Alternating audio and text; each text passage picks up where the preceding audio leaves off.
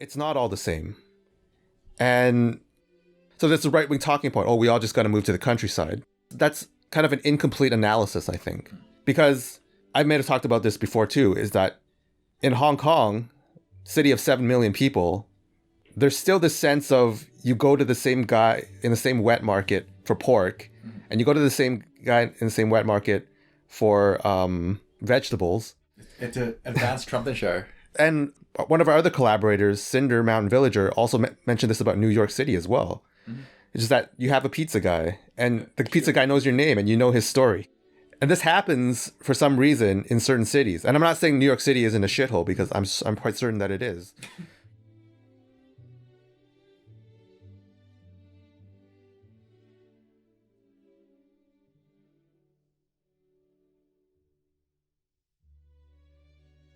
So usually in this time slot, we'd be doing book club, but since it's the holidays, we actually are taking some time off. But actually, we're not taking some time off because it turns out that we have something to discuss today. And this section of the video that I put out last week has actually been the one that people have given me the most response to. Most of the people who've been messaging me this week have been messaging me trying to dig further into this one specific section of the video, which is the section on how not all cities are created equal. And similarly, I would say that not all small towns are created equal either. And so today we have with us the Fish from our community. And the Fish has put together a little PowerPoint presentation, which was his way of further exploring this topic. So Fish, I don't know if you want to introduce these concepts to us. Sure. So basically, the idea is that when you have people that are living together in built environments, the feeling of being together with those people can be different in different places. Sometimes when you're living together, you can feel like you're very much a part of the whole group, and you can feel like you're very much connected. And in other places, in other cities, other towns, you can feel like you're very disconnected from the people who are right beside you. And so it's the difference between those two sorts of feelings, which was really trying to be explored. The question is, how do we create a community that really feels like a community, where everyone feels like they're part of it and like they have neighbors who they can be neighborly with? And one of the easiest ways to sort of make this more clear is to think of an apartment building. Are you really neighbors with the people who live right beside you in an apartment building? Is that the right word to use? I would argue not, because you never talk to them, you never see them. Or if you do, it's accidental and there's no relationship building. So it's the difference between those basically relationships. That's maybe one way to just sort of clarify it, is those are two distinct feelings, and what makes the difference? How can we create communities that are comfortable to live in, as opposed to those which isolate its members? What's weird is that I've lived in an apartment building in Canada before, and you do see the same people day in and day out. Like, you take the elevators at the same time, and you collect mail and throw garbage at the same time. But there's nothing like, you actually try to avoid conversation, if anything. In Hong Kong, on the other hand, when I stay with my in-laws, they're like, oh, hey, it's 6D. Hey, how's it going? And they say, oh, how's your kids? So, oh, your kid's studying in America right now? That's cool. There's a lot. It's very, very conversational, actually. The first thing that I thought about when you mentioned this, Jeff, and you sent me Fish's PowerPoint was, I wonder if there isn't some evolved capacity for people in Hong Kong to live in situations like that, whereas Northwest Europeans sort of maybe struggle with that, because Northwest Europeans seem to need their space or put a premium on space more so than other groups. Yeah. So that was the first thing that came to me. But I think that part of the appeal is, in a way, cities that of the Anglo world are very sanitized now. And this sounds weird, and this sounds a bit like poverty tourist, sort of like line, but there's some sort of like weird appeal when I think about like those old blocks in Kowloon.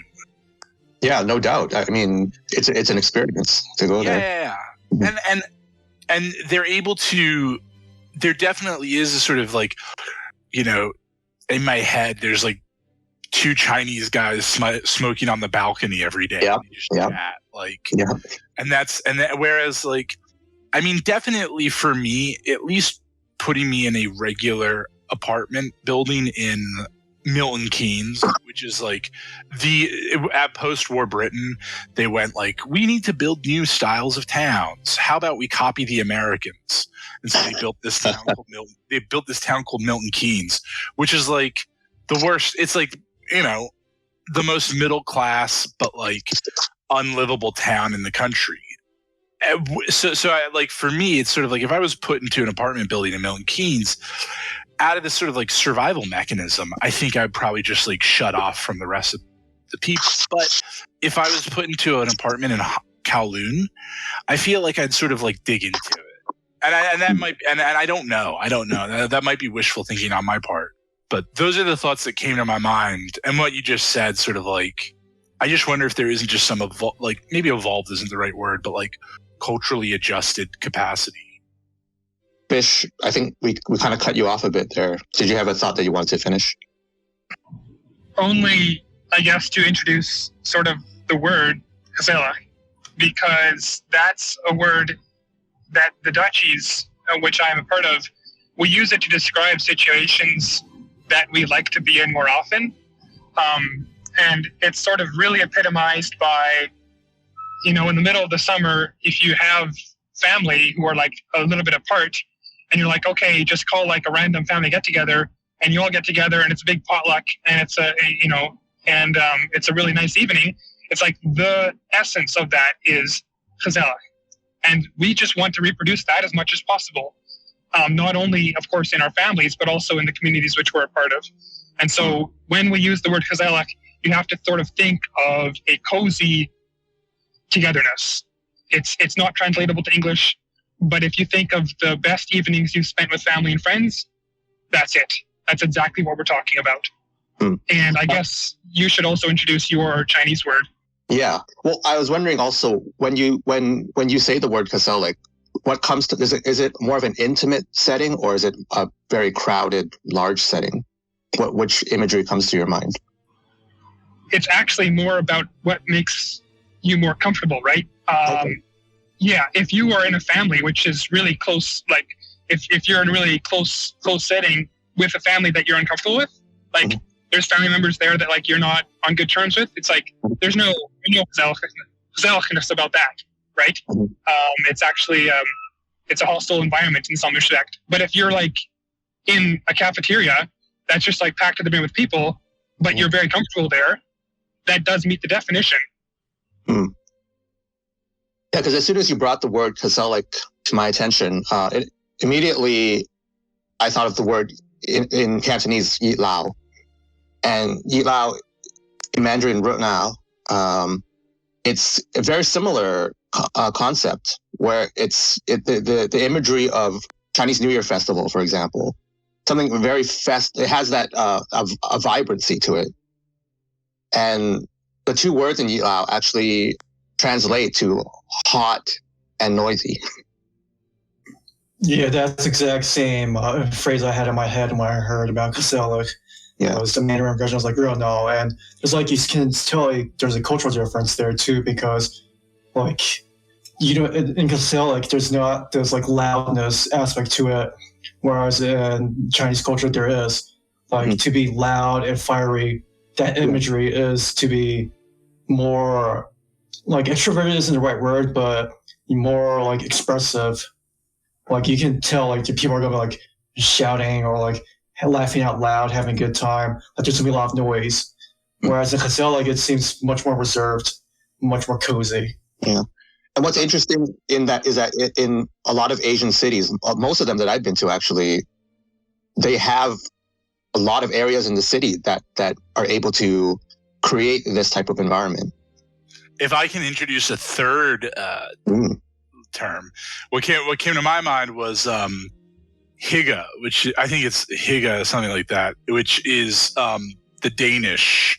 And like 2 or 3 years ago, there was like it was the thing in England was we need to learn hygge from our Danish cousins across the North Sea, which has more connotations around like winter. And so it's sort of like the opposite end of the spectrum of coziness of the I can't remember the Cantonese word now. It's interesting that there's so many, all these different languages for this sort of phenomenon of coziness, but like with unique sort of cultural connotations. Whereas English, I can't think of anything in English that's like that. Well, I guess cozy is the word, but it's difficult. It's maybe it might bring up different images for different people when we say cozy. I wonder if part of the point is that like coziness has lost that because the Anglo world has lost that sort of like more sort of intimate cultural meaning. Mm-hmm. That's a very important element, the being at ease. What you sent a bunch of pictures, Fish, that I thought were very helpful. And one of the things that comes across in the use of the words that you used, and why I mentioned this town, Milton Keynes, is that there's this sense of like a loss of coziness when things become overly sanitized. So you can't really be cozy in a McDonald's, but you can be cozy in the local pub. And, you know, a lot of the images you sent were kind of messy, but like in a charming way. When I look at those places, I immediately think of like relationships, right? And if you go into a place that is cozy by these definitions, right? I don't think a franchise can be cozy. And so there's a sort of set of communal relationships that this word gezellig that gezellig sort of conveys to me that sort of imply like a level of social trust. I mean, it extends beyond the family when I think about it, right? And the example I was thinking about was if I go to McDonald's and I order a meal, but I've forgotten my wallet, shit out of luck, bro, because they don't know you from Adam. So you're going to have to just go get your wallet or say, you know, well, that was my meal. And it doesn't matter if you've been going to that McDonald's for 5 years because the turnover rate is so high and you're going to get there and every 3 months there's someone different working there. But at the local pizza place, if I forget my wallet, it's like, don't worry about it. Get me next time because I know who you are. And there's a sense of like, so that's the other thing that came across when I look at the pictures that you sent is sort of with this goes some sort of implicit sort of set of social relationships. Mm-hmm. No, I was just going to reply to say that pizza shop example is a very nice example. I used to work at a pizza shop in my small, like the town where I came from, and the owner would just, he would just let them take it. You know, he would say, yeah, no problem. I know you. I'll see you around. You know, you can build relationships in that way. I think it's a good example. Well, it's like gezellig wouldn't be gezellig if there were no relationships, right? Like implicit in that is you're sharing moments with people that you're in a relationship with. Whereas maybe hygge is more the Danish concept. I'm sorry if I'm not saying it right. The Danish concept is maybe something that can be achieved more as an individual, maybe. I don't know. I'm speculating. It's like, there's forgetful Bob again, leaving his wallet at home. There's a charmingness to it. Whereas at McDonald's, it's like, here comes Bob again, you know. Yeah. It's not only people. Like, it's not strictly confined to people either, right? Like, during Christmas time, it's a tradition at our place to set up Christmas villages, which is basically villages of miniature houses and people, you know, with lights and snow and all that. And when you see that and it's lit up in a dark room, it's very gezellig, actually. It looks, you know, it's beautiful, actually. And that's completely inanimate. So we would use the word to describe that too, in that sense that it's very charming. I like that word, charming. But yeah, just to say that it doesn't necessarily require people either. It's like you can build a very gezellig house in a sense, right? Even if there's nobody in it. But the example that you gave is interesting because behind that it's a very human example.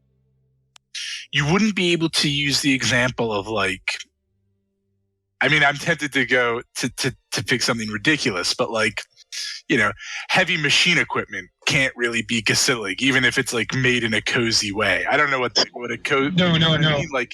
There's limit because, and the house is a very good example because when you look at the house, there's a set of implications that go with the house of this is where people live. This is where families are made and children grow up, and a whole bunch of sentimental sort of connotations go with a house and villages. But there's no sentimentalness, deep sea underwater dredging equipment. Mm-hmm. Well, a windmill might be able to be called gezellig, right? Well, only because it's reminiscent. Yeah, I was just going to say, the old windmills you see in England or Holland. Yeah, that's very gezellig for me because as a child I was taken to them, and there's a whole sort of they're very picturesque. But the offshore wind farm, I don't know that I would say. But the offshore wind farm is interesting though, because I don't think it's as you laugh. I'm not being hyperbolic when I use that example because there is a certain sort of. I don't think it's an entirely negative set of connotations when people in Europe look at offshore wind farms, because there's a certain sense of that represents some sort of energy independence. I know some, my stepmother lives very close to some, and you can see them from her house. And, she's yeah, some days I don't like looking at them. Some days I do. And so I don't know. But certainly the old wind farms, yeah, or not wind farms, the old windmills, yeah. Fatty, what were you gonna say? A couple things. So, on the Christmas village example, I think it brings back this back to the idea of gezellig, where relating to the current season. Festive might be the best words in relation to that, or joyful, jovial. But even then, I think gezellig sounds like it's more general than that's completely related to the holidays. It's interesting how, if you look at the current push towards certain things, how festivity is always being clamped down upon. How you have to say Happy Holidays instead of Merry Christmas. So you can't appeal to just a particular type of holiday. You have to appeal to all holidays. And by doing that, you kind of get rid of the meaning behind it. And that also relates to the franchise example, where franchises can't be festive or jovial. They're always seeing how we need to help the community, we need to be part of the community, but by being a franchise, they cannot be part of the community because they need to appeal to all communities. But when you appeal to all communities, you can't be particularly appealing to a specific community. Therefore, you can't ever be part of that community by itself. Just take an example of someone who works at some retail store. That same person, depending on the position he has, for example, if he's in the retail store and you try to do something oh, I forgot my wallet, he's not gonna let you leave the store with the items because it's not his stuff, right? But if he had his own corner store or something, and hey, I know you, you know me, even if you guys have the same relationships, but the different dynamics, the fact that the same guy working in a retail store could be the same guy working in the corner store who owns a corner store, that difference in ownership, where in one instance, he's a mouthpiece for a large organization. In a different instance, he is the owner. And since he is the owner, he has the option to let you leave without paying. It's also interesting there that both modern democracy, first world democracy, and first world, modern capitalism, they use this word franchise. Yeah, although I encourage us not to go down that rabbit hole because that is a philosophically loaded. I think we could spend hours talking about that one alone. I will say that if there were people who were able to make franchises cozy, it would be the Japanese. Like, I can imagine a McDonald's in Tokyo feeling cozy, but I can't imagine that at all happening in the United States. Even though McDonald's is an American company, well, it used to be, but I can't imagine that happening at all here. So this sort of like gets to something that I think about a lot, which is that there seems to be a real balance in Japan. About like the Japanese seem to really be able to achieve some sort of a balance within their community where I'm not going to rip you off, but you're also going to pay me a fair wage for these things. So I hear a lot of like Japanese YouTubers talking about like the affordability of living in Japan, that like some things are expensive, but surprisingly eating out isn't expensive. And it's because when you go to a Japanese restaurant, it's you know, you go to an izakaya, they're all family run. If you go to a pub in England, odds are that it's owned by a pub owning company or a brewery. So very often they have more latitude than the franchise, but very often they have to still conform to certain standards. And I worked for a pub when I was in England, and the woman, she wasn't like a regional manager. She was like the regional training manager. So she would go around to all the pubs and train up, make sure they were all like sticking in line with the training regimen that this company had in line.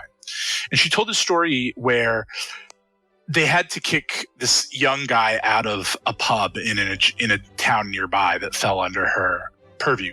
And she said, you know, and the attitude was there that this is our pub and you can't kick him out of our pub. And I had to tell them, I'm sorry, but this isn't your pub. This is the company's pub.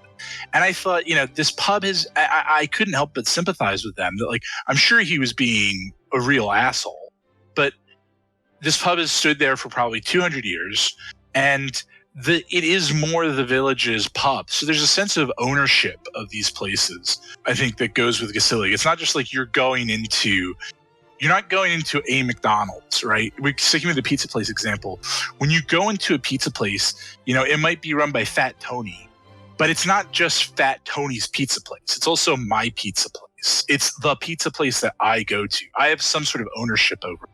Whereas I wouldn't say about the McDonald's in my town that that's my McDonald's. And the other thing that with this sort of sanitized thing, the other thing the word conjures in my mind is an ability to relax. And I wonder if the West hasn't lost the ability to meaningfully relax, right? Because our concept of relaxation is very consumerist, both in enjoying goods that we bought, but actually going out to buy them, right? Like what's a great pastime in the West? Shopping.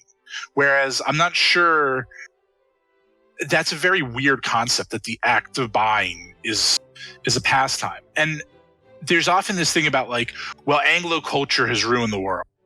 I'm not sure that Anglo culture has ruined the world. I think that I'm very sympathetic to the people who would say that. I think they're misidentifying what has the culture that's actually ruined the world. It's this consumerist culture that has happened to infect Anglo culture first. And I often make this point against Catholics who like to have a go at the Anglicans, because the Catholics will sit there and tell you, oh, the Anglican Church is so under attack right now because, you know, we're God's holy church, and see, the devil really wants to take us down. And the problem with that logic is that by that logic, the devil didn't care about the Catholic Church until he had dealt with the Church of England, because the Church of England was the first church that fell. Now, I'm not making some partisan point, but the point I'm making is, if it's 1945 and let's just assign some sort of blame here, and so we'll use Jeff's or the IAA's favorite boogeyman, the technocracy. That if you're the technocracy in 1945 and you want to destroy a culture, what's the first culture that you're going to want to destroy? Well, it's the dominant culture, which is obviously the Anglo culture of the UK and America, right? Some sort of the Anglosphere. The Anglo-American Empire. Yeah, because you're not worried about Bhutan, because Bhutan is not on the radar. So you've got it. So your first thing you line up is the Anglo Empire, you infect it, and then that becomes the host by which you can spread the rest of the disease. Also, though, if you follow Carol Quigley's account of the development of the Anglo-American Empire, I mean, a lot of it did, come out of the secret societies of wealthy English elites, right? Yeah, but where did that come from? Which is, I have no answer. It's an open, Those guys are, I mean, you guys, Fatty, you've done the most research into this. Those guys were all into very esoteric stuff that didn't have its origins in England. There's nothing Anglo about. There's nothing Anglo about the areas that Aleister Crowley pursued. That's true. I mean, at some point, you have to say, like, even if if it didn't originate from there, there's still, like, influence into that sort of tradition from that geography. But we're going back to 1945. At 1945, I mean, the rest of the known world was pretty much destroyed, with only the United States really standing. So there was nobody else to really for the technocracy to take over. I mean, that's where the technocracy comes from, the United States. Yeah, I was thinking about that today. I don't know how much you can separate technocracy from Americanism. They're the same thing in modern history. After World War II, they're the same thing. Yeah, there's no difference. So I want to throw this question out there, which is that, so on the right wing lately, this concept of coziness and the cozy aesthetic has kind of entered the conversation. But there's not really a very clear understanding of what that is. And do you guys think that there's anything that, us internet right wingers are missing that we can draw from the examples that we have here today? Well, I think that is the point I've just made, right? That, like, we've forgotten. We don't really. I wonder if, like, with this consumerism, whether our entire society hasn't to some extent forgotten. I love to paraphrase Heidegger. We don't know what coziness is. We've forgotten the question about coziness in a way. Yeah. We only know about things that are cozy instead of coziness itself. Yeah. A lot of these problems that both people on the left and the right, they're grasping at is, I mean, they're really fundamentally lonely people. They're atomized people. They're the best individuals you can ever have because they're not attached to any religion, not attached to family. The only thing that can satisfy them is consumerism because there is nothing else. If you have a problem, you just buy it. You just pay some money and get it, quote unquote, fixed. And this relates back to technocracy because in managerial regimes, what they want you to do is they don't want you to be particular. They don't want you to be attached to your local community. They don't want you to be attached to your religion because it's harder to appeal to you if you're a specific type of person. Yep. If you're this bug man that can be easily molded to, easily advertised to, you can sell anything to them. You can sell any policy to them. Because at the same time where they're confused, they have nowhere to go, you offer them a solution, and it's the same solution they've always been offering. And it's like, you're going to be grasping at straws anyway, so you're going to definitely take up the mantle. I mean, Yang Gang 2020, right? That's what people are like, I want my Yang bucks. Oh, we don't get Yang bucks, let's get Trump bucks. We don't get Trump bucks, let's get Biden bucks. Just give me the money, let me sit home, and I'll keep buying stuff. The internet is actually part of this massification as well, because you look at how we operate even in the dissident right, when we're supposedly against massification, every solution that we come to is this one solution that comes from one branch of thought, and it takes over the entire movement. But what you guys, the other thing that that you're sort of circling here is like this industrialization of man. And it goes back to at its earliest, like Bismarck, right, and the reformations of the education system in Prussia. That the idea is with education is not to create citizens, it's not to create thinkers, it's to create units, and that units that you can take off the shelf and plug into specifically army units or factories. I made this point to Laurentian a few days ago that, like, when you go into McDonald's, you get the same Big Mac at every McDonald's you go to. There's no like, you never hear anyone say like, I had a really good Big Mac, or I had a really, I mean, you might have someone who says they had a really bad Big Mac, but there's like a sort of a ceiling on how good a Big Mac can get, because they're not interested in making a really yummy thing. They're interested in making something that is very predictable and replicatable. And so they can, wherever you go, you know, you most likely won't be disappointed. Whereas the counter example of this is General Cho's chicken. I have had amazing General Cho's chicken, and I've had terrible General Cho's chicken. It's my favorite dish when I go to get Chinese. But there's no like, I mean, I have heard of chain Chinese places, but every Chinese place I've ever eaten at has been like a little mom and pop sort of place. And they all have their own like idiosyncrasies when it comes to preparing these various dishes. And so you get some sort of like deviation, and sometimes it's interesting. Sometimes you think, I'm never getting that again. Yeah, it's all about creating the modular man. That if, you know, fat mandate leaves, well, don't worry, we've got another fat mandate off the shelf to plug into his place there. And no one will ever know the difference in terms of his consumption habits. It's interesting to note that people think about robots as something like mechanical, but the robots that we have are human beings. If you look at the invention of psychology itself, it's about turning man into machine. Yeah. 4chan actually comes to my mind when you guys brought that up too, which is that, oh, if this Anon leaves, it doesn't have any effect. We don't even know who he is. I think that's different.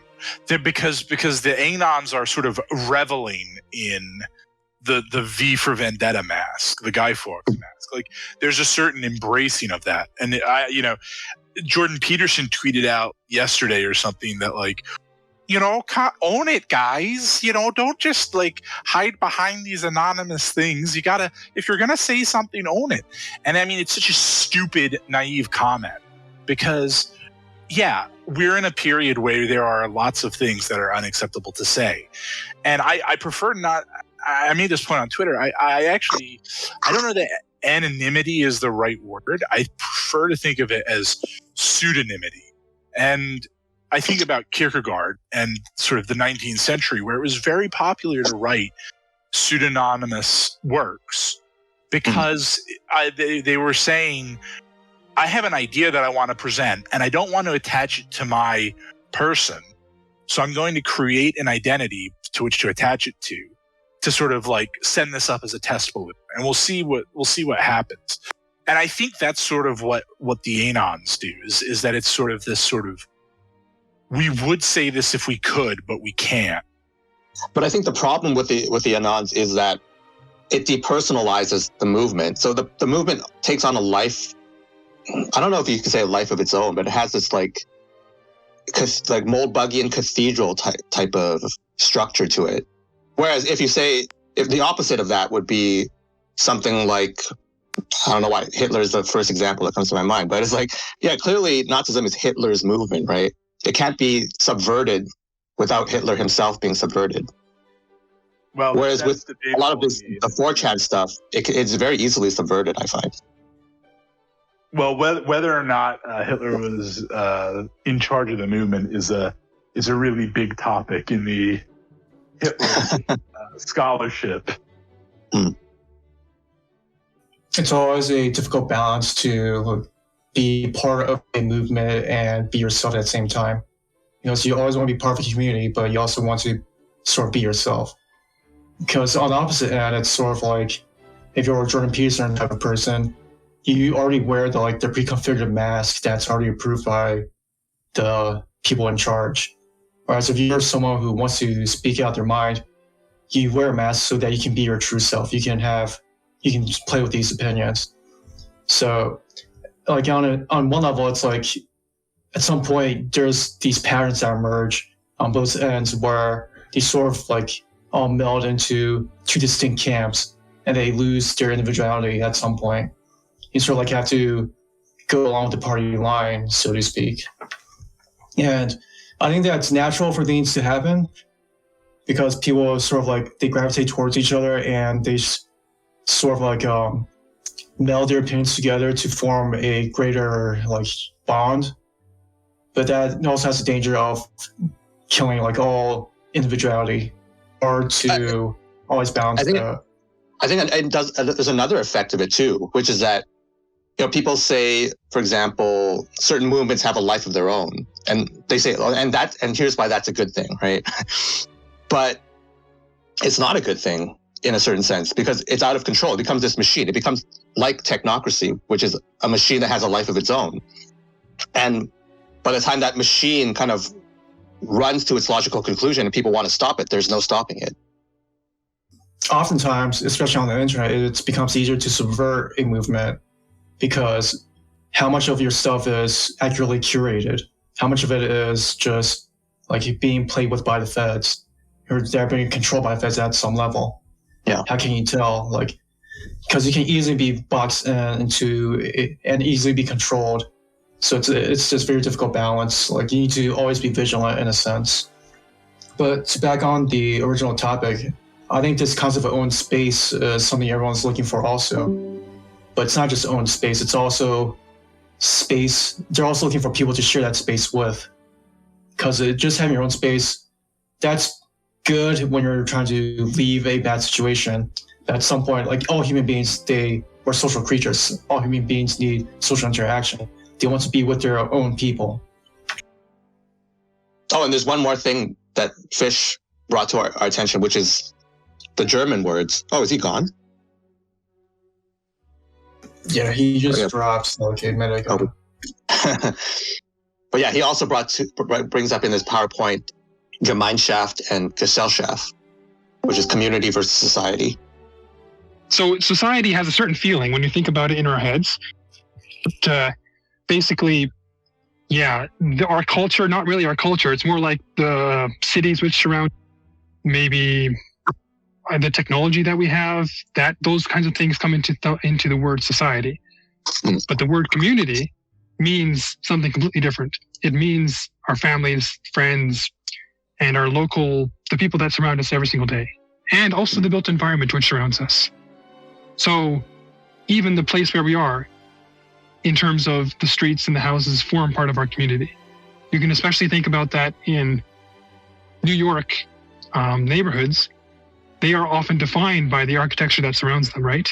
Mm-hmm. Or that becomes part of their community. So basically, the whole idea is you have these two words, Gemeinschaft, Gesellschaft. Gemeinschaft being community, Gesellschaft being society, and you want to put as much emphasis on community as you can and as little emphasis on society as you can. That's basically the objective. And how do you do that was the big question. Well, the word society actually brings to mind that Joker meme that we live in a society. And basically what the meme is implying is like society just alienates the individual.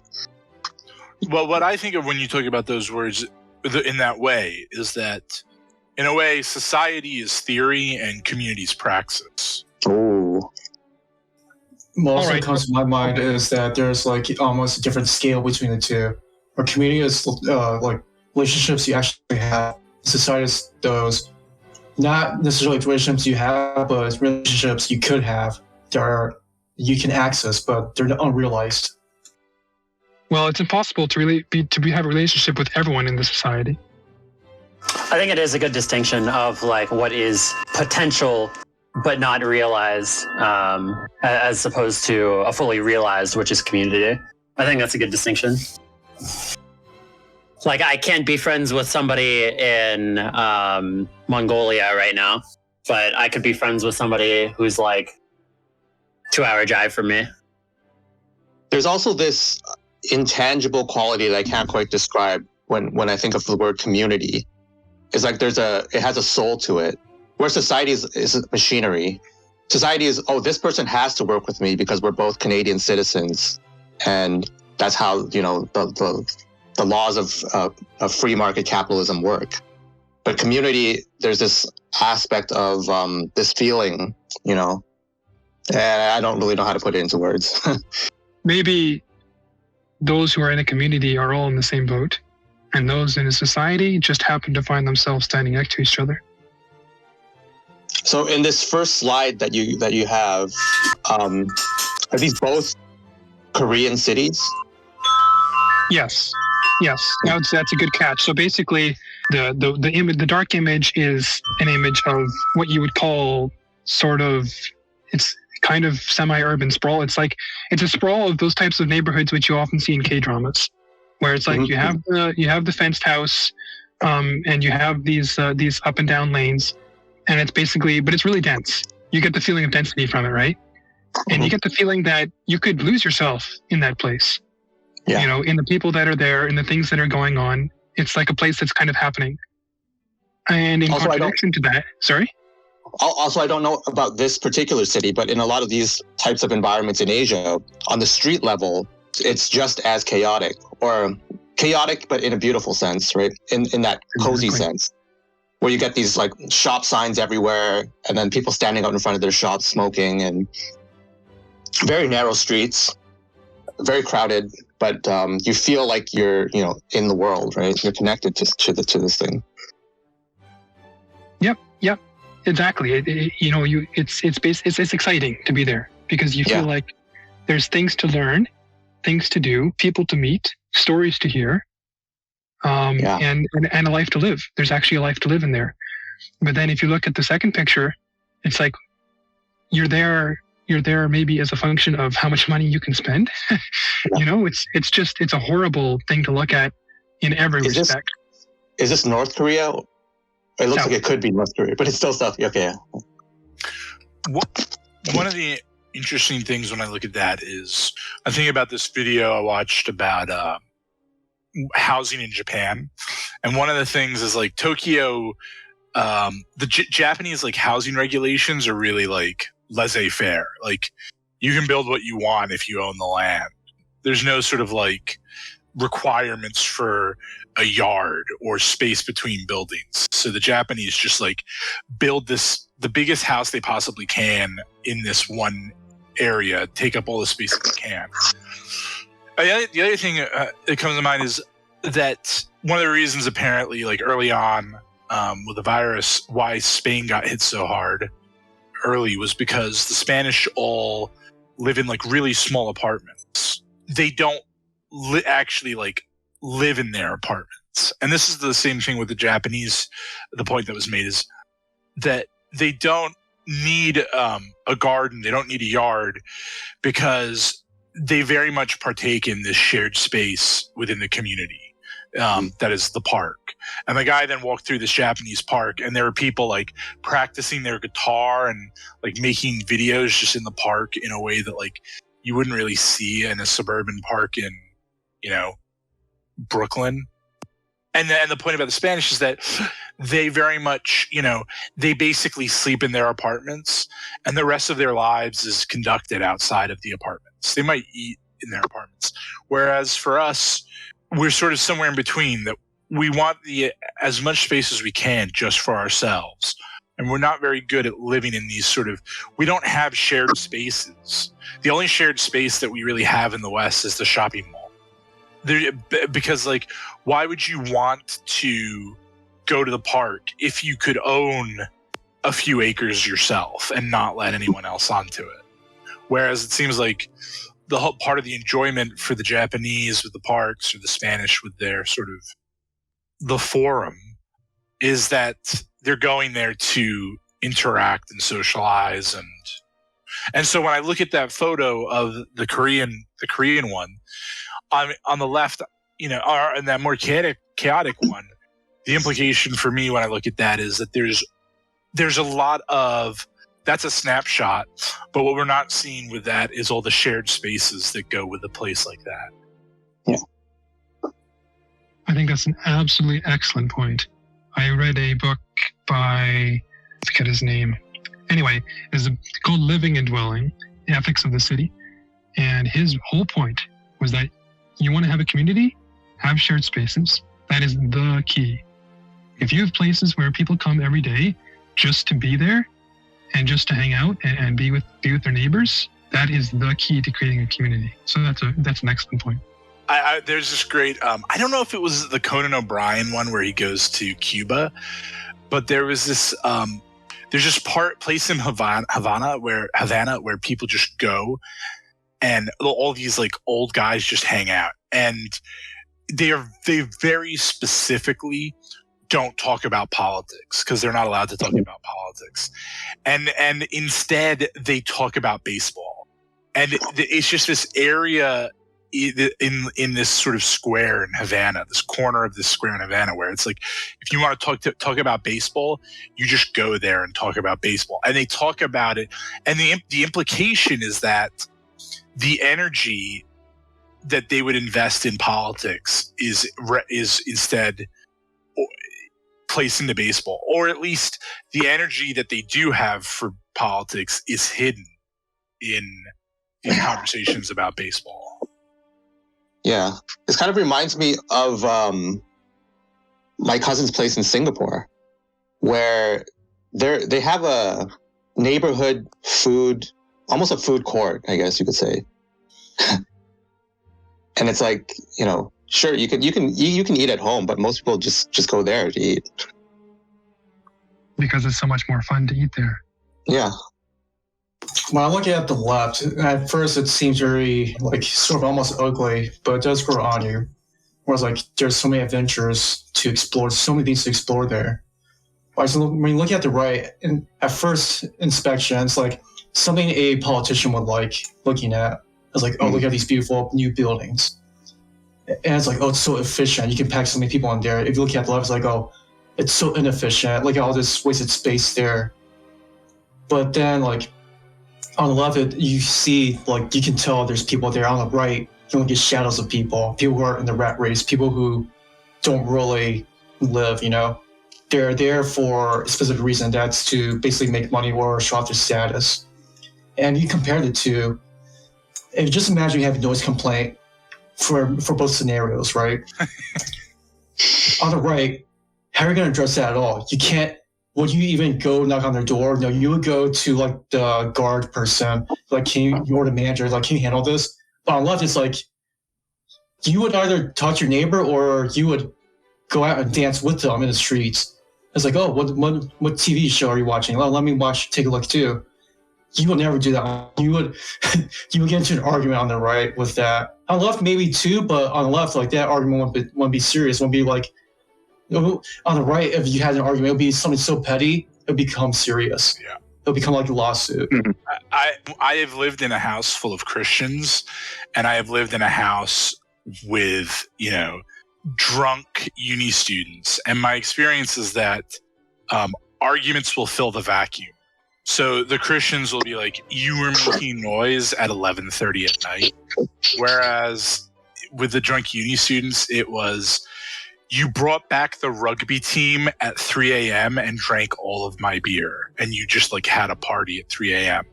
And both arguments will take up the same amount of energy and sort of disgruntlement, because they will, you'll argue about something and that argument will fill whatever vacuum is present.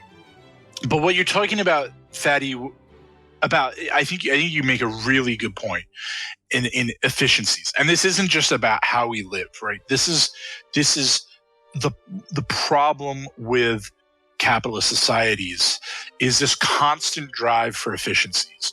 And everywhere you need to always become more and more efficient. I have a certain amount of respect for drug dealers, because drug dealers, as a young entrepreneurial person, where do you go where some capitalist megacorp doesn't exist, that hasn't blown out the margins to the extremes, hasn't squeezed every last drop of juice from whatever they're doing? Well, the only place that really seems there to be, it seems sort of rational to say, I'm going to deal drugs, because at least there the margins are good. Yeah, it's dangerous. And in fact, I might have made this point to Jeff that in a way, the DEA works effectively as an antitrust for the cartels, right? Once the cartel gets big enough, then the DEA really turns up the heat, goes in and gets them.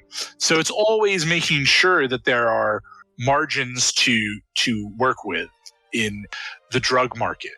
The big thing I think about when I think about the margins is that, and I don't know if I made this up, if this has never been said before, I'm coining it now, that life happens in the margins, that it's in the little inefficiencies where you live, where you can catch your breath, because it's where you're not being squeezed.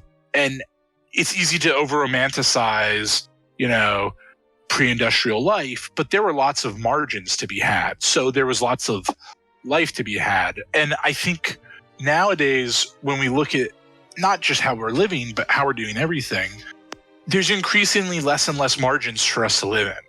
And increasingly, it's just like, don't think, just go on autopilot, become the robot, become the modular unit. Because if you let yourself think about what's actually happening, it'll be too much. It'll be too much for you. So just unplug, consume, and in a way, it's taking away our humanity. When you talk about efficiency, I hear efficiency is another way for we've gone into the margins. And as I say, I think that's where life happens. So it's essentially taking away our ability to have meaningful lives. Mm. I think even back to your point about, like, we can use the word inefficiency as beautiful in a sense, and efficiency is ugly almost by definition. Well, I know exactly what you're reaching for. It's the title of a book. It's written by a guy named E.F. Schumacher, and it's called Small is Beautiful. And it's all about how sort of the ability to live maybe not super efficient markets they're human markets. There's also an argument for maybe beautiful is where the two extremes meet. That is the margins, right? It's not entirely chaos and it's not entirely efficient. It's where the two worlds meet. The two worlds collide, and that kind of brings energy, right? When these two worlds collide. So I mean, this is one of my favorite concepts: the essential tension. You can take the very smallest examples, and they illustrate this, I think, well. If you're like for instance, textiles, you can buy $2, $3 clothing and wear it, no problem. It serves its function. But then if you have a garment that was actually made for you by maybe even someone that you know, it's like how much more treasured does that garment become simply because it was inefficiently made by someone you know and love. I don't even think it needs to be made. I think you just have to pay for it.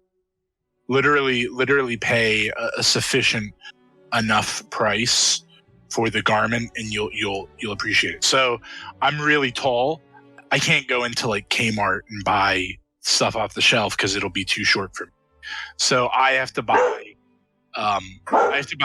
specialist stuff. Not specialist, but tall stuff for tall people.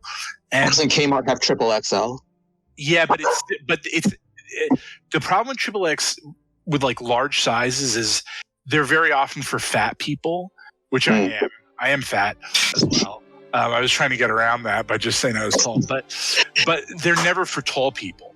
So I'll often get things that just like, even though they're big enough for me, like around, they like hang to my belly button.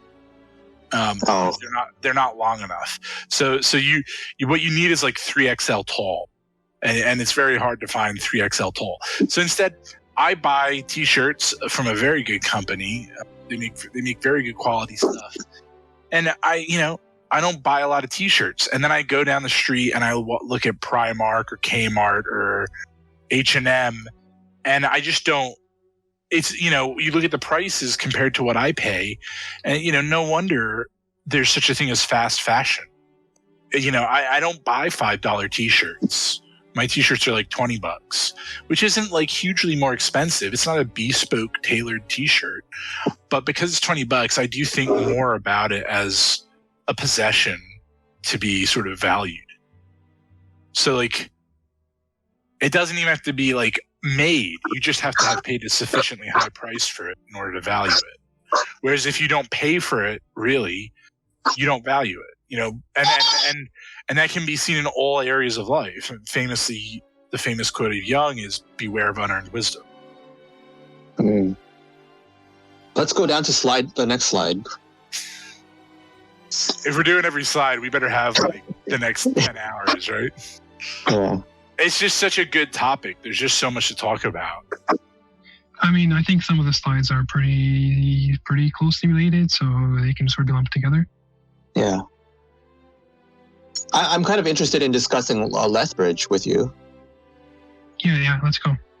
Yeah, because Lethbridge was one of the places that I wanted to visit on my trip to Alberta, but my daughter wasn't being cooperative. I had heard a lot of nice things about Lethbridge, actually.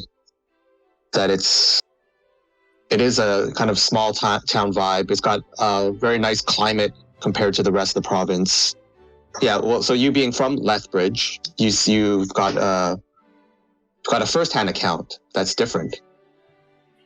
And Well, I this think is slide on page 7. Sorry to interrupt. The things you heard about Lethbridge are basically true. It does have a small town vibe, but that only holds true in certain areas.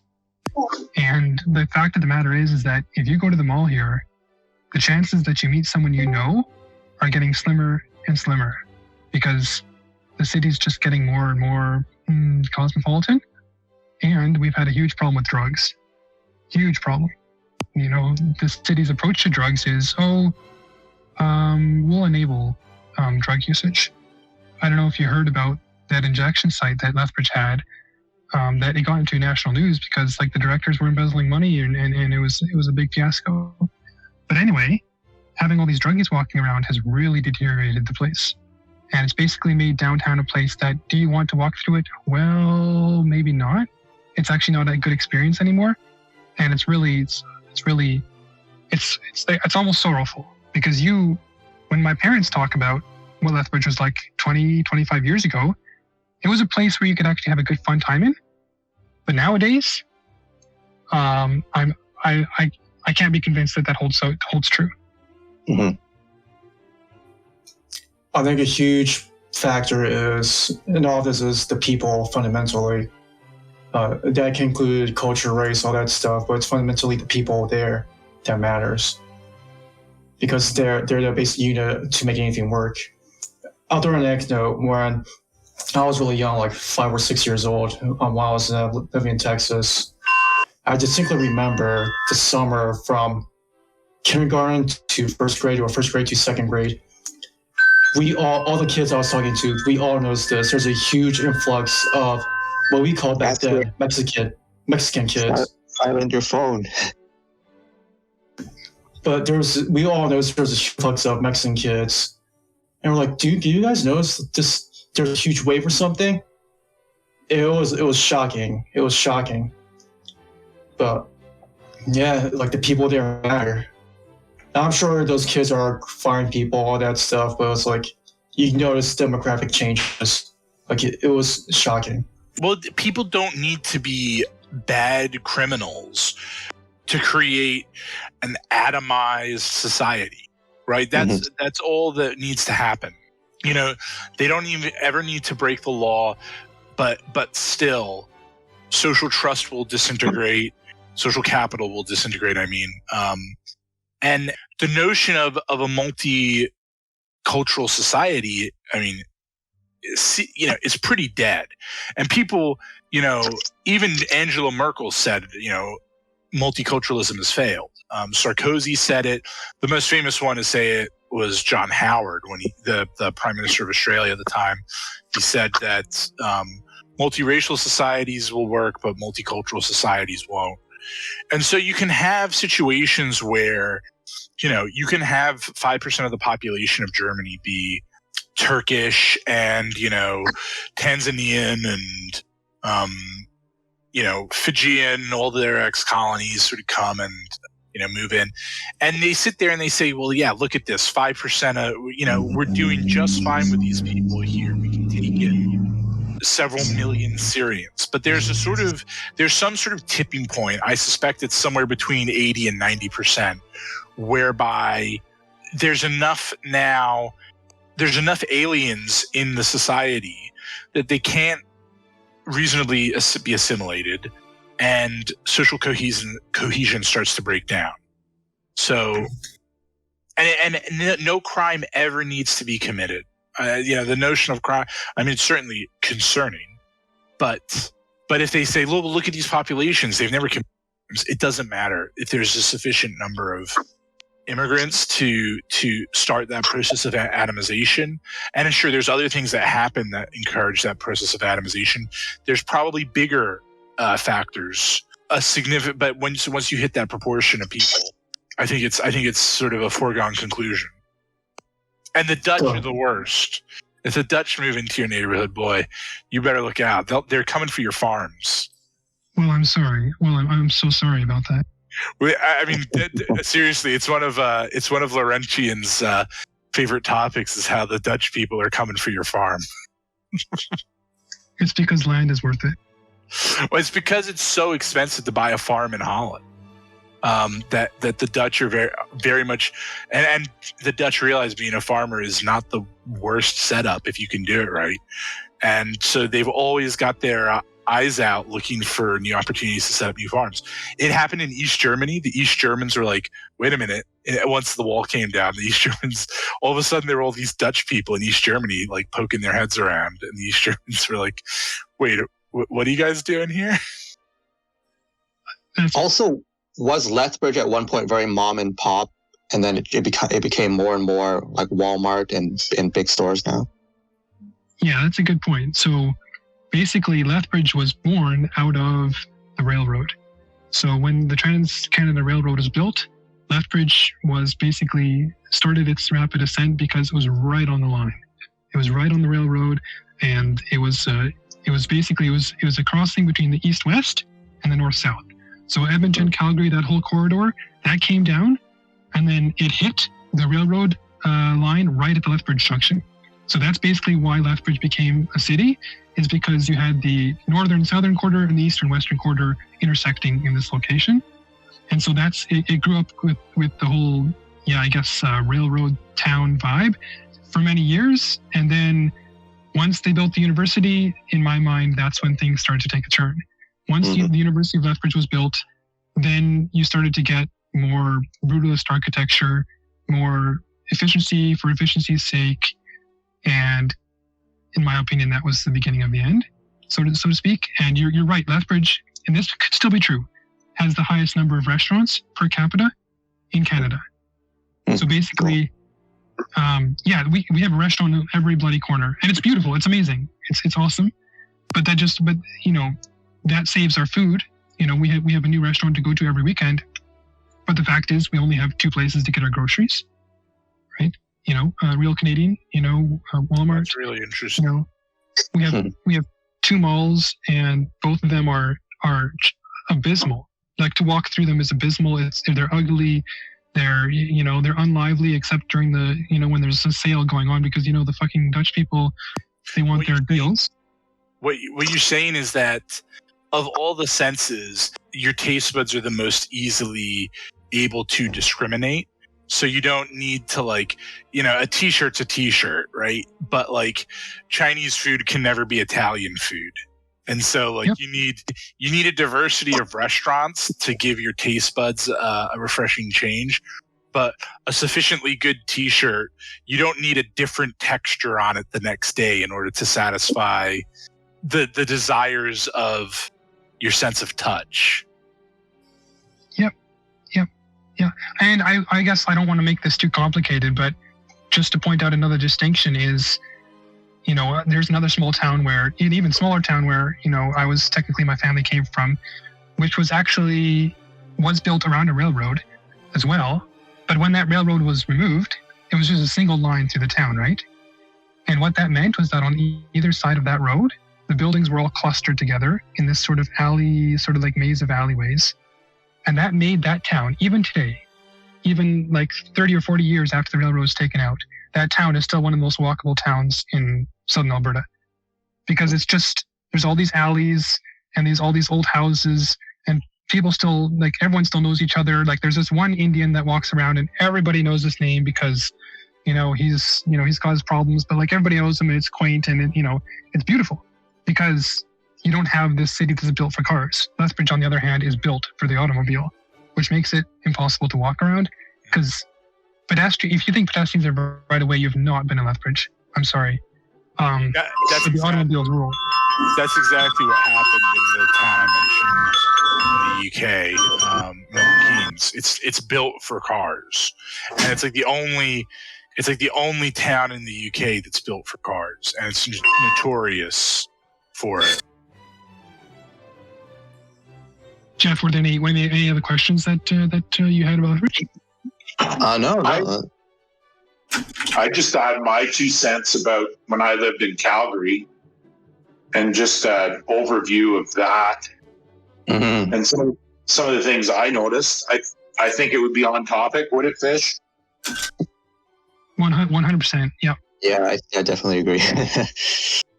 So I was there early 90s, or early 90s. Fuck. Like late 90s, mid 90s, 98, 99. No, sorry, like 96, 97. I was pretty young when I was there. But it was the place to go if you got out of high school, had no job, or you just wanted a change of scenery. You could head out, and you were in the East, you could head out to Calgary. And you could get a job sight unseen, as, you know, they'd hire you to do anything, any kind of physical labor. So what we saw was a lot of those guys from every town. And they hit town, and really no prospects for the future, but just, you know, prospects for the time being. And that suited everybody in Calgary, in the business community and whatever. You could find other groups of people who are doing the same thing, and they're working in the oil fields or whatever it was. But it was a very fast and loose lifestyle that you lived. You could work as many hours as you wanted to. Not a lot of prospects in the East at that time for people of that persuasion. Either you're going to school to be an English major, or at 18, that wasn't in my future. So we saw that, and what I saw was the amount of money that people were making and the absolute amount of nothing that they continued to have. And yep. Cocaine was rampant at the time. Guys coming back from the oil fields, and just Eastern guys or whoever were just blowing their minds, and the locals weren't very, very happy about it, but they stayed in their own little enclaves in the Northwest. And, you know, there wasn't, or downtown, and there wasn't a lot of interaction with anything in the suburbs, but it was pure, like, economic hedonism at the time, and it remains so to this day, I believe. And that echoes in probably in the aesthetic of the city, and in my opinion, I used to live in Bowness, so Bowness was a big biker part of town.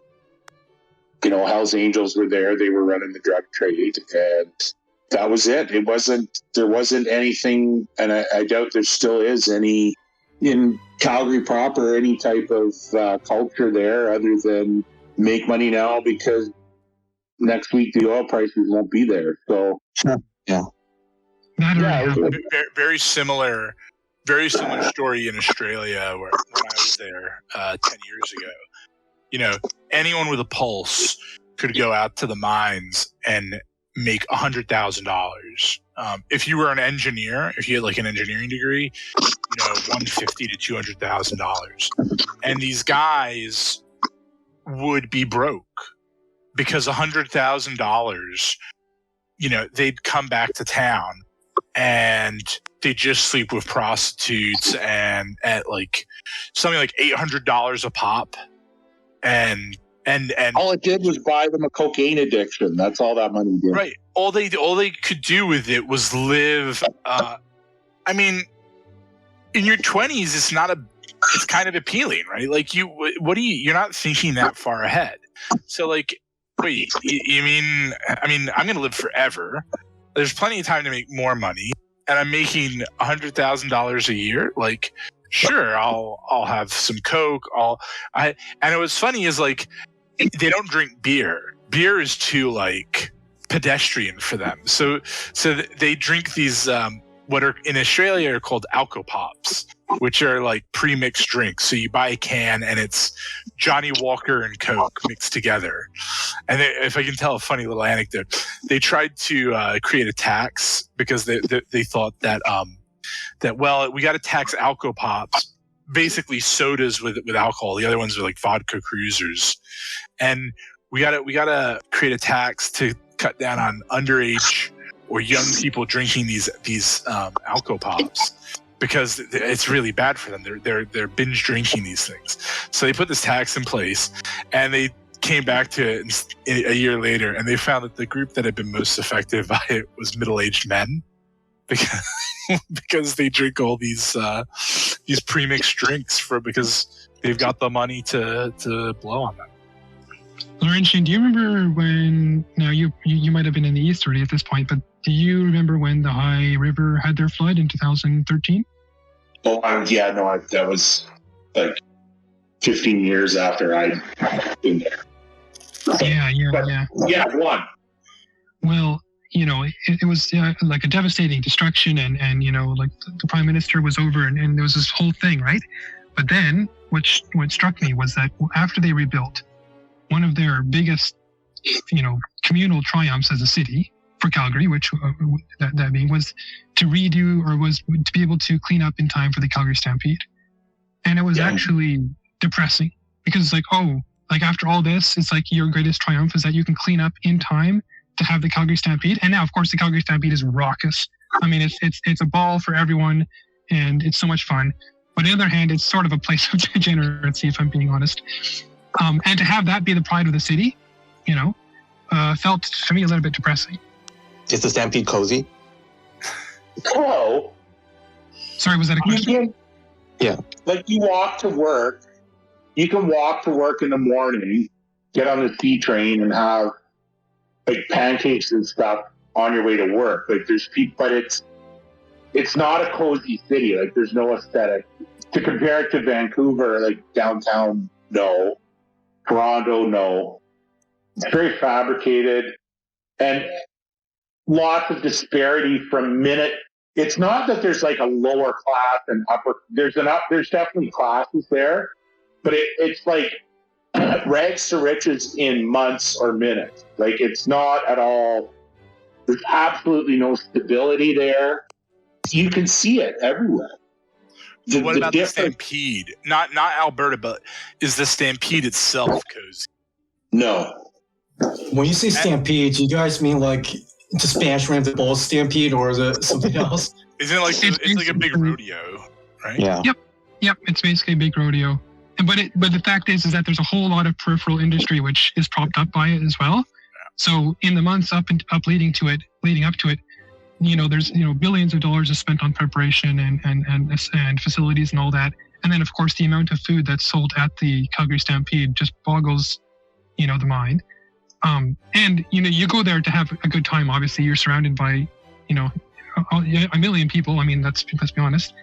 And but yeah, it's basically just a big contest to see who can stay on the cow the longest. What's interesting about the example that you give is that the one time the city could, the implication is that the one time the city could get its act together and actually fix something in a reasonable amount of time was when consumerism reaches its peak. And I think about these examples in Japan, where it's like, oh, this massive sinkhole opened up, and a week later you would never know that it was there, which like boggles the mind of a Westerner. Like, wait a minute, what? You're able to just do it that quickly? Whereas like a pothole takes like 18 months of battling with City Hall. And in my town, for like, no joke, when someone had reversed into this brick, it's like this brick wall, and at the end of the brick wall is like this sort of like pillar made out of bricks. It's maybe 4 feet high, and it's maybe like on each face, it's like 2 or 3 bricks wide. So it's like a chunky column. And someone drove into this column and knocked it over. And it's on like one of the main streets in the town. It's outside of a hotel. And no joke, for like 6 weeks, it was just like lying in the sidewalk. And they had like, the red or the black and yellow tape around it, like, please be careful. It's like that they just left it there for that long. And I'm sure it was like, well, we got to do our due diligence. The police, I'm sure there's some sort of insurance thing that needs to be investigated and blah, blah, blah. I don't give a shit. Fucking move this godforsaken pillar that's just sitting in the middle of the road, not the road, the sidewalk.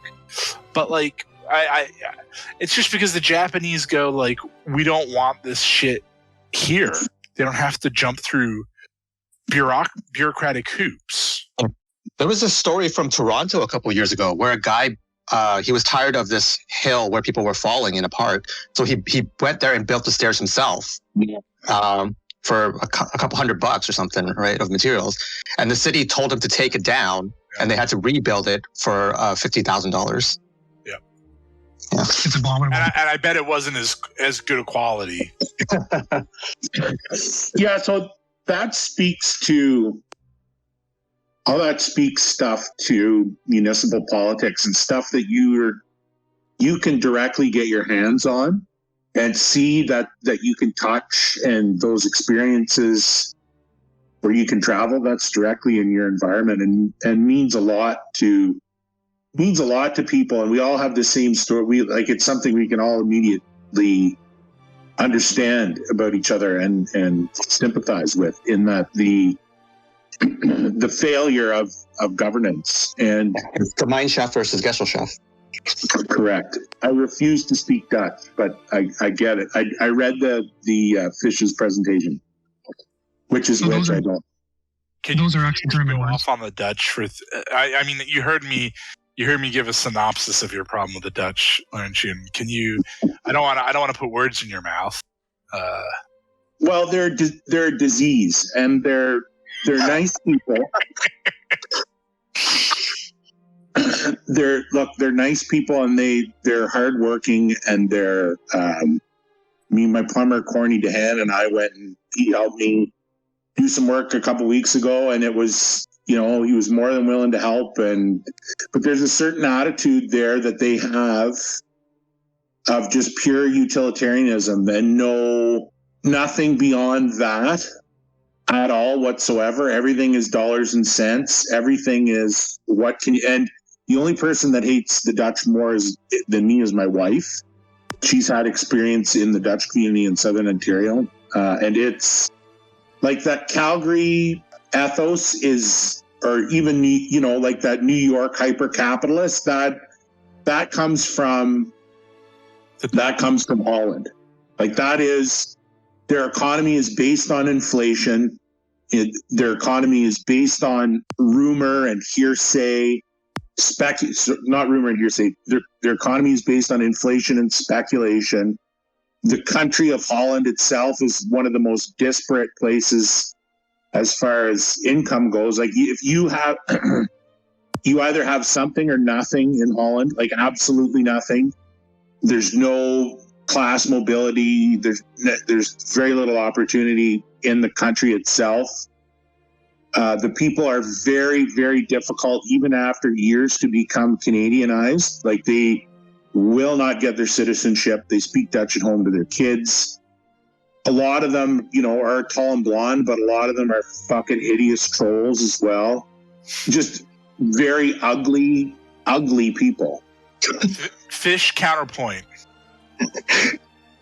Where do I begin? No, it's fair. It's fair. He Laurentian makes good points about the capitalist thing. It's 100% true, actually. Like if you look at the first bubble, it was in Amsterdam, right? And it was over some bloody tulips, right? And of course, New York was built by the Dutch, or shall I say, founded. But you're very right, and Calgary is full of Dutchies too, right? And that whole atmosphere of, life is about basically making your money And then if you have kids, well, nice. But your first priority is making money. And of course, the more traditional Dutch, they still have more family values. But no, I agree. That whole ethos of efficiency even carries through into our religion. Like the churches that the Dutch built, they're just sort of... They're ultra-Protestant. They're ultra-Protestant. They're made to serve a... Like the Dutch Reformed perfectly unlocks that capitalist instinct, which is that, hey, God appointed you to be poor. That's your lot in life, and deal with it. And we're going to make money. It's very, very Calvinist. Which, to be fair, is not Dutch in origin. It's Swiss, but yeah. No, but you're right. Utilitarianism thing is always like quite shocking to me. Whenever I'm very, very good friends with a Dutch guy who is an expat. As the Lynching says, they do not speak Dutch at home. They all speak, or they don't speak English at home. They only speak Dutch.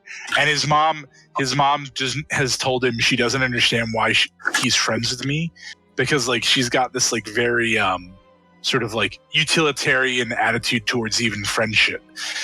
I'm this very sort of like goofy, frivolous person, and she once turned to him like, while I was out of earshot, he told me this later. She said, "Why are you friends with him?"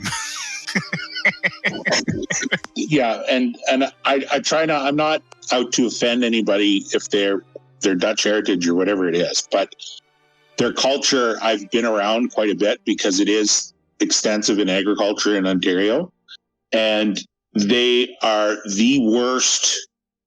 They're a plague on an economy. They ruin rural environments. They have no plans for the future other than right now and outdoing their neighbors. Well, if I can rephrase that in a way that is not an attack on the Dutch, and this goes back to the point Fatty made about efficiency. And I was talking to this Indian guy, and he was talking. He's from a part of India. The Indians in the UK are very good at like bringing over their cousins and their buddies and their friends and like the sons of their friends. And there were some guys who had come over from his area that were the sons of his friends, and he was telling me like, they work very hard, they're very good, and they're also going to university, and they're doing this and they're doing that. I'm always impressed by the productivity of immigrants, but there's also something of like a problem out of game theory, which is Westerners aren't lazy, right? Because we've gone through this process of establishing a set of norms and rights around what is considered an equitable work week. What do I have to do in order to get paid a reasonable amount? And it's easy for guys like Bill Kristol to come in and go like, well, the immigrants just work harder. And if Americans aren't going to work that hard, well, the immigrants are going to replace them. Yeah, sorry. It's going to get me into... There's a video where he says this. It's going to get me into a lot of trouble. I hope no one's recording this. But the problem that Bill Kristol has is that he's describing a situation in which you've taken a bunch of big cats, you've turned them into house cats, and then you're saying you're no longer big cats. We need to get some more big cats in here. Fucking house cats that we've bred. Yeah. Well, if you're going to have immigration, they need to not come in and be like the big cat amongst a bunch of little house cats, because that's not fair to the house cats. And the house cats have a reasonable expectation from a society that's been evolving for several hundred years to get them to a place where they can be house cats. They don't need to be big savanna cats, partly because they've been disincentivized from being big savanna cats. So you bring in immigrants, or you bring in anything into a system that is going to look at these margins that exist. And these margins are sort of, in a way, like culturally accepted margins where we can live in these margins. And the culture sort of acknowledges this. Well, when you bring in an element that doesn't share that cultural value, all they see in those margins is not anywhere to live, it's somewhere to profit on. It's like, it is the same, we will, the left will sit here and talk about ecology and how like, well, you know, it's an introduced species and that's bad for this ecology. I was just going to bring that up. Yeah. They won't recognize that bringing in immigrants with a different set of cultural values is like bringing in a hyper adapted introduced species that's just going to fuck the ecology up. Yeah. And so the Dutch represent this sort of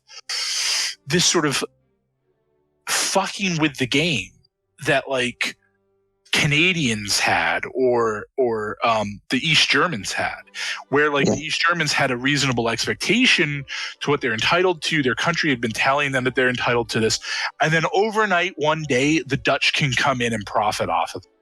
And actually, it's not profiting in a normal sense, because profit is based off of income. Whereas you can do it once where you move your capital to your income side of the ledger, but you can never do it again, right? Once you've moved the capital into the income side of the ledger, that's that. It's gone. You can use that capital up in a single moment, or you can be responsible with that capital and let it sort of churn along and produce a decent rate of return. And this is the classic argument against whenever public industries are privatized, that it's like, oh, hey, look, we made $200 million off of selling the telecommunications infrastructure and we privatized it. Yeah, but that was a one-off source of income. And now what the government was able to maybe not so efficiently do, but was able to keep prices steady. Now that ability to control that area of the economy is gone, and now you're in for profiteering. And it's the same thing with farming. You can have a one-off moment where you let someone like the Dutch in, and there will be this little like boom in agriculture for 5 years, but you're selling off your capital for a one-time gain. And in the long run, it is incredibly disadvantageous to the people who are already there to allow that to happen. So what happens is, and Rob hit everything on the head, what happens is with these, is they kind of facilitate global finance. So they take the inflation, they take that capital investment, and then they double down. And then anytime equity is built at all through regulatory manipulation, they double down again. Their program is based on complete inflation and financial leverage. They have no care at all for the next generation.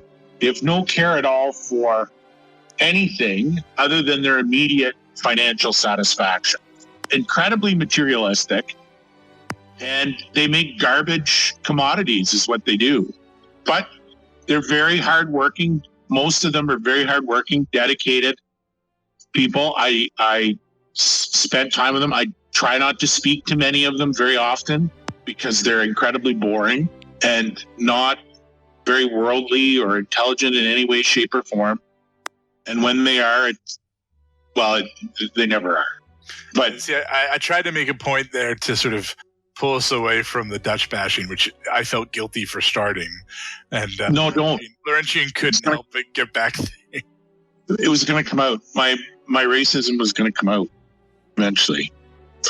But the attitude. Well, the biggest thing was just the attitude of they have no generational perspectives, and they're not into building legacy. It's complete ego for the most part in the businesses that I deal with.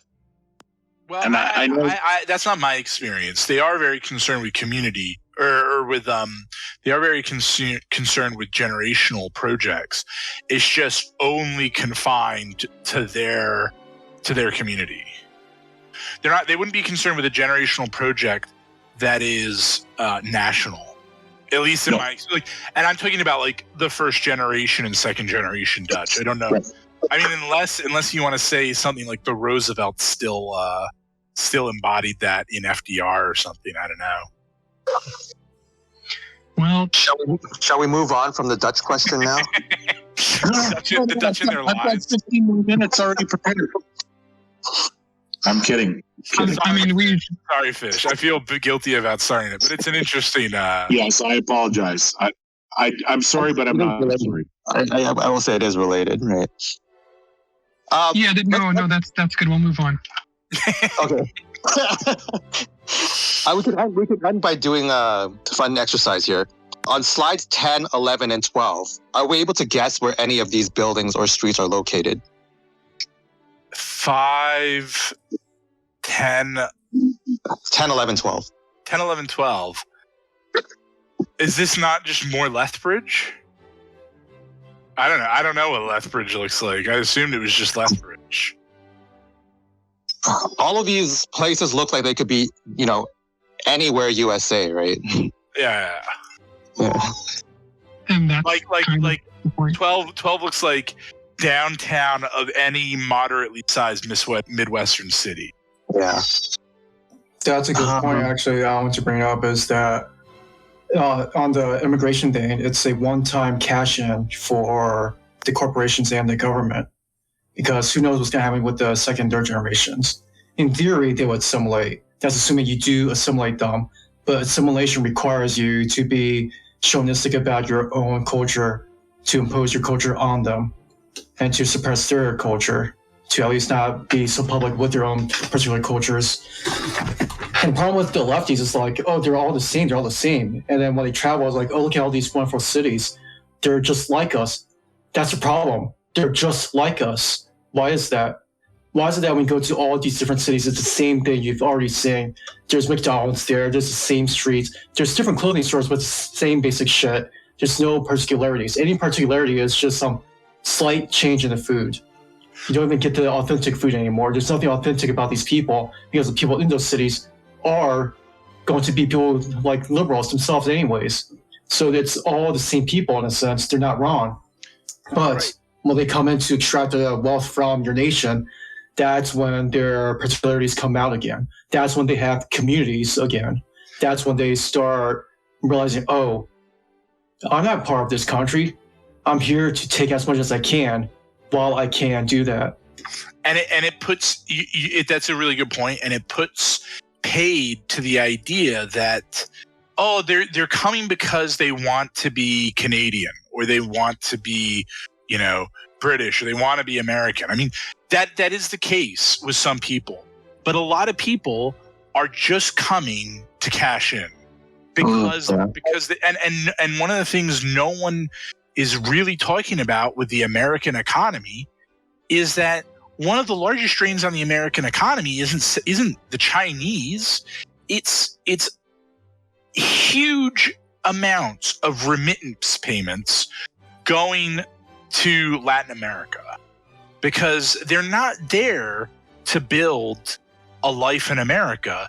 They're there to make money to send home and to maybe like recreate Colombia in this little town. I live next to a town in New Jersey. Maybe not. Maybe I won't. Maybe cut that. I live next to a town, and you would go through it, and it was like being in Colombia. It was very specifically a Colombian town, and this was in the northeast U.S. And there was no sign of them wanting to assimilate. They were there to get theirs. And look, I respect that if we were allowed to operate as if that was the case.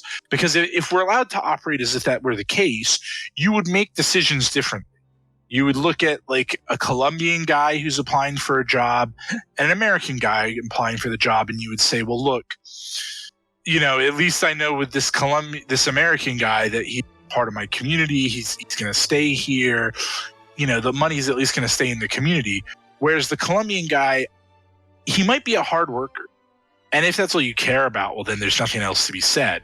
But if you're a community-minded individual, there's something else going on that you should be factoring into your decisions, which is that the American guy is there to stay, and he's there. Hopefully he should be there for the purposes of building something for his community as well. Countries can have small ethnic enclaves, a few of them, but when it goes to a certain point, it very it really reaches towards like civil war and just unraveling the society. Like there's this recent thing going around Twitter about how there was this Japanese airplane pilot during World War II who crash landed on a small island in Hawaii. And he went there because they were told that there's no inhabitants there, so that the Japanese can come later and rescue you. But what he did was he found this Japanese family and they helped him. And then they killed some of the native inhabitants there and took their weapons. And guess how many Japanese people were there on that island besides the crash landed Japanese pilot? There were 3, and all 3 were the only 3 Japanese people on that uninhabited island, supposedly uninhabited island. All the rest were natives at that island. I was like, oh my God, like there is an ethnic component to this. And Peter Thiel makes this point about how robots, the discussion around robots is another way, it's an offset way to talk about immigration. Because when you have somebody just like you who can do anything just like you can, and you import all those people inside, then there's a massive conversation to be had. If you suddenly had just general AI that can do everything, that would be like meeting an alien for the first time. The question is about economics. It's about politics. Is it a friend? Is it a foe? And people can't talk honestly about immigration and all these different differences between people unless you offset it. Yeah. So in a way, they can be honest with like talking about robots. It's like, we have all these machines taking away all these jobs. It's like, wait a second, we have all these immigrants taking all of these jobs. Yeah. Man, they work harder than you. They're more motivated than you. I was like, oh, wait a second. Oh, you can't talk about it. It's good for GDP. But it's like, but they're going to outcompete us completely. They're going to completely replace us. But it's like, oh, that's a good thing. But when it comes to robots that completely replace you, oh no, we're afraid about robots now. They're going to completely replace us. What are we going to do? You know, if I can sound a little bit liberal here, it's not just that having those communities is something that a society can tolerate. It seems like having those communities is a small ethnic communities that are not integrated is beneficial because they are able to provide certain functions that the wider community, for societal or cultural reasons, is not able to provide. And I don't mean this in any way in a pejorative sense, but the example that comes to mind, and I made this case sort of about organized crime in the past in conversations about in the Iron Age Archive group, that there's sort of something similar about like organized crime. That organized crime, it's easy to sit there and go like, well, we should get rid of organized crime. But it seems to me like organized crime serves some sort of function within a society. It's almost like fungus. And I don't mean this in any negative way about immigrants, but it's sort of like this sort of process of breaking down materials and making them reavailable in the forms of energy in order to pass back through the ecological system.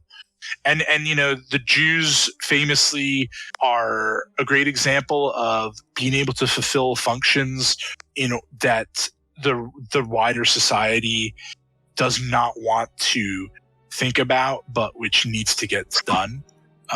Because the other alternative is to produce a caste system in which you have, you know, in Japan, the butchers, you know, it's pretty low down on the caste to be a butcher, but someone's got to butcher the animals. So, you know, they look the other way while butchers butcher.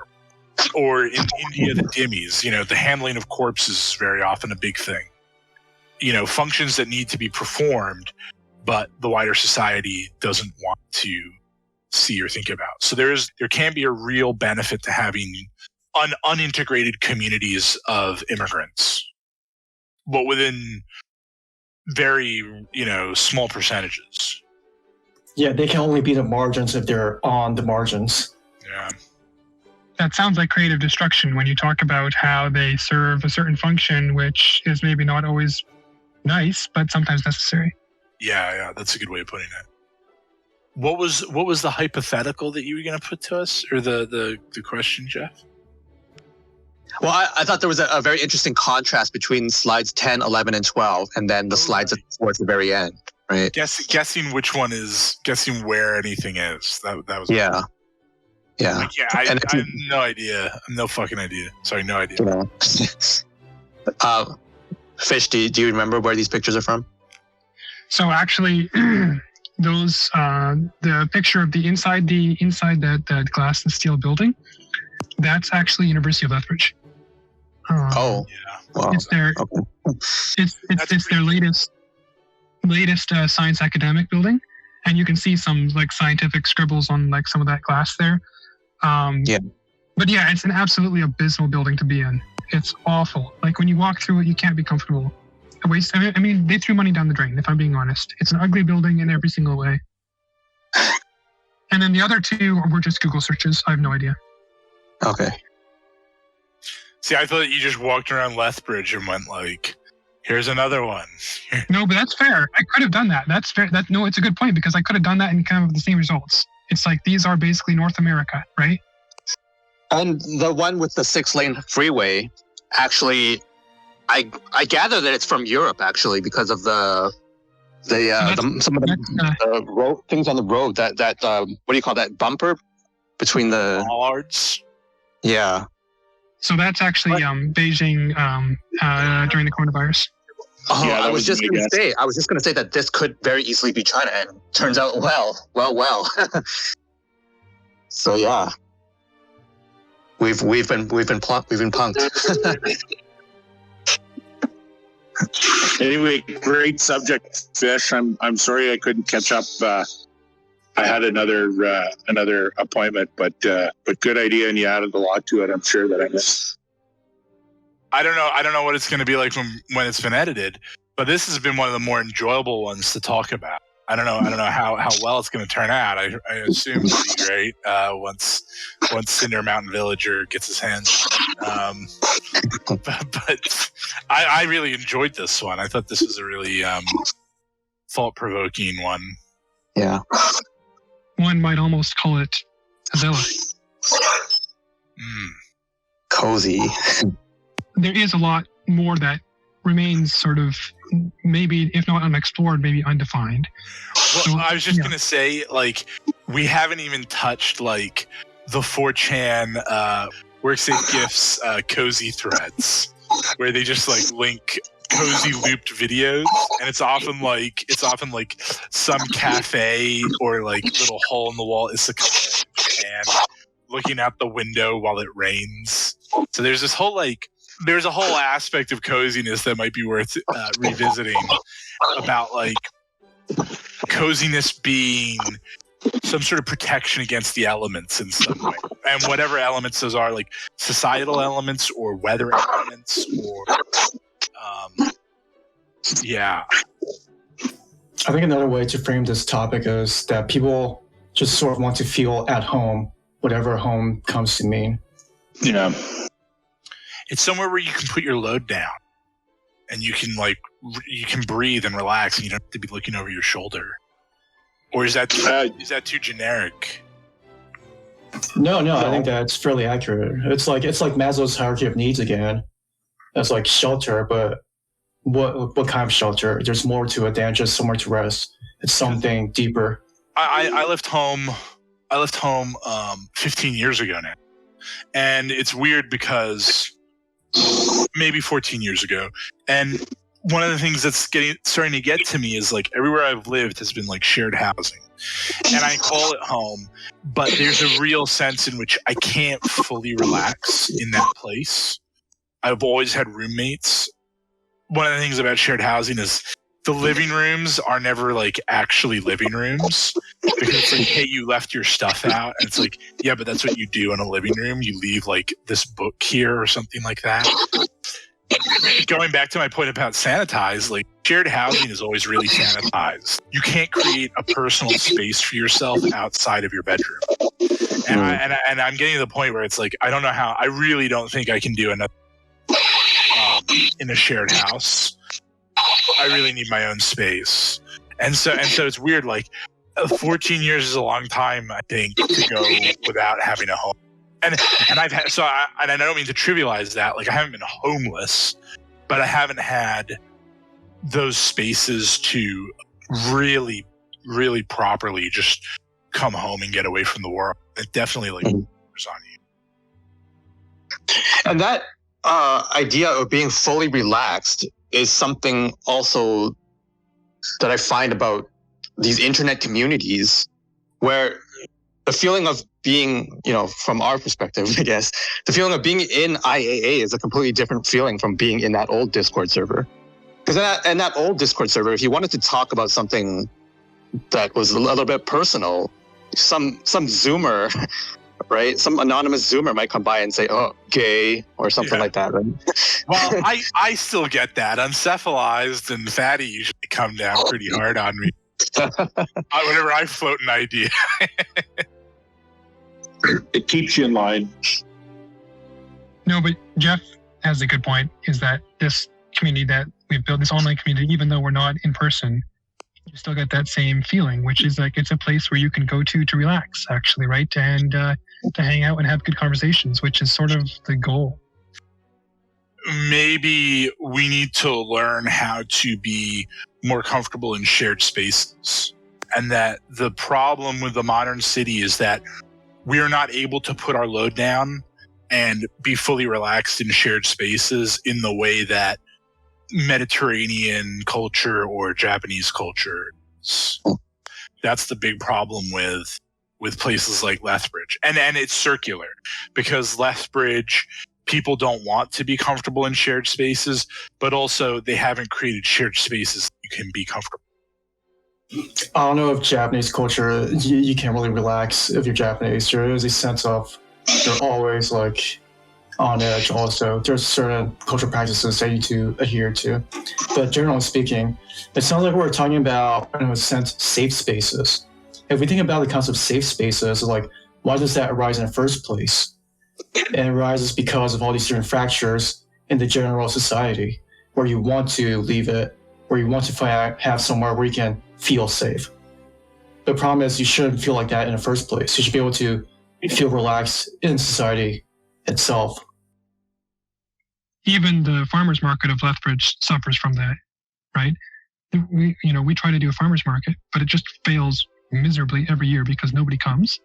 And it's just awkward. It's awkward to walk around and everyone, all the vendors are looking at you with like these eyes of like, oh, or like, are you, like, can you buy something for me? Like, please. It's just, and there's no community there. It's like they throw something together and it's awful. There's a Christmas market in my town right now. And like the idea that it's a Christmas market is, in like any traditional sense, is just farcical. Because it's like, here's some guy selling shit that was made in China just in like a faux gingerbread house. Yeah, like this is what I was missing, right? Like I get to look forward to this 3 weeks every year, buying the same shit in a gingerbread house. Great. And it's not even authentic because like has the person who made that thing or a company who makes that thing, have you ever seen an authentic gingerbread house? Have you ever made an authentic gingerbread house? Do you know the meaning behind it? No. And I was like, of course it's going to be soulless because they're not attached to it. It's not a part of them. They've never baked seed cake from the Hobbit, but I have.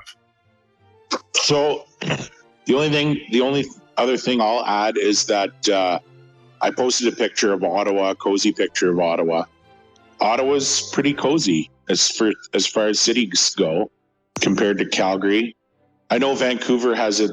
I can't say anything good about Vancouver because of my rep. I've shit on them too much, BC in general. But the thing about Ottawa itself is super conservative and super hyper organized. There's all kinds of committees, and to get into the farmers market in Ottawa, you have to have certain credentials, and they're very, very strict at it.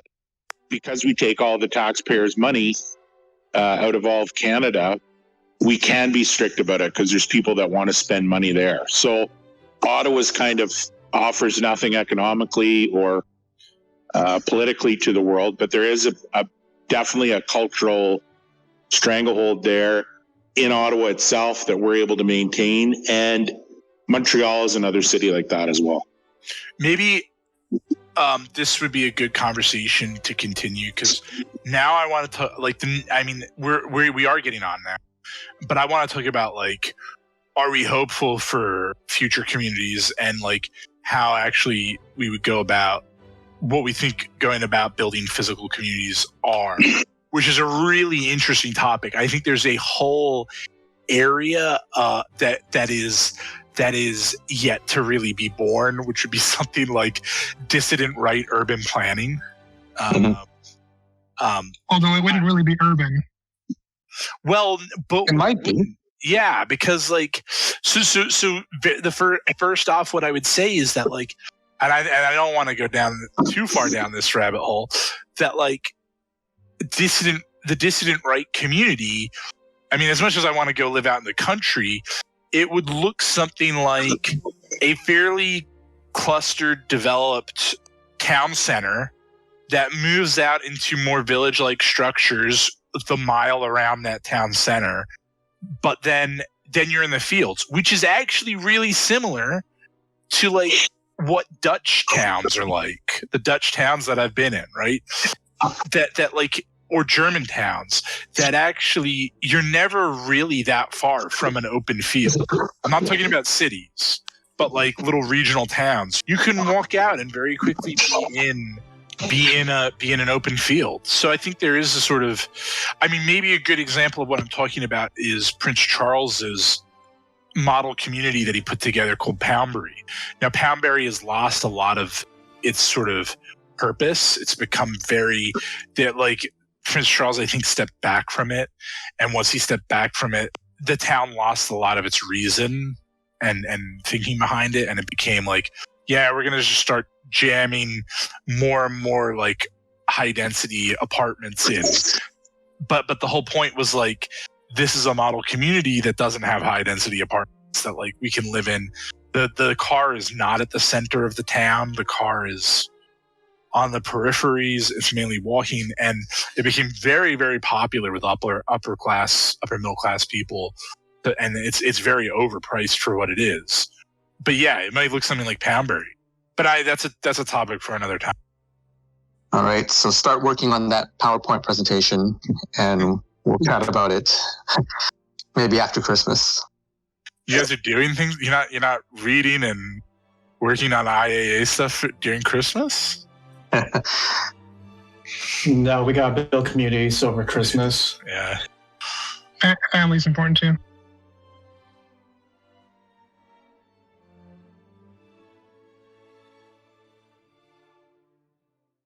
In a world consumed by an iron age, the fires grow cold, the blood runs thin, the foundations crack under the weight of decay. Chaos reigns as man finds himself without his brother. Yet out of the fire rises a pitiful dross, the refuse deemed unfit to fortify the Iron Age archive. Join us on Discord. As iron sharpens iron, so too does one man sharpen another. IronAgeArchive.com. Admittance not a guarantee. Void where prohibited. Anime PFPs may or may not disqualify.